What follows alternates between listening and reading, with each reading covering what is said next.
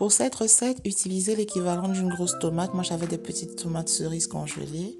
3 gousses d'ail. Voilà, un demi-oignon. Ça, c'est du pépé. Regardez quand il est décortiqué à quoi il ressemble. Moi, j'ai utilisé 3 graines de pépé. Là, vous allez me voir ajouter un peu de gingembre. C'est facultatif, mais bon, j'aime bien. Et vous allez mixer. Je me suis rendu compte que j'avais oublié un ingrédient important. Regardez, au Cameroun, on appelle ça le njansan. Vous appelez chez les Ivoiriens l'akpi.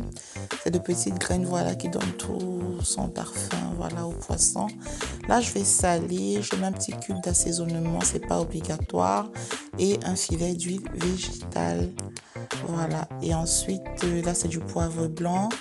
Voilà, je vais bien masser mon poisson. Et puis, je vais rajouter tout ce que vous m'avez vu passer au blender tout à l'heure là, voilà, c'est ce que je vais utiliser.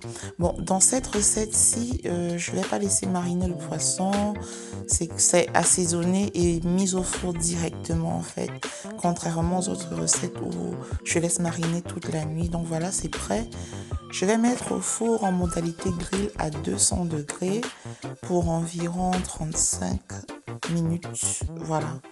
Et au bout de 35 minutes, voilà, c'était en modalité grill. Voilà, parce qu'en modalité grill, ça cuit un peu comme sur de la braise en fait. C'est pourquoi vous voyez les bords marrons comme ça. Je vous assure, c'est très délicieux. Essayez la recette, vous m'en direz des nouvelles. Abonnez-vous si ce n'est pas encore le cas. J'espère que la recette vous a plu et que les autres recettes de la chaîne aussi. Si vous avez des questions, n'hésitez pas. Abonnez-vous.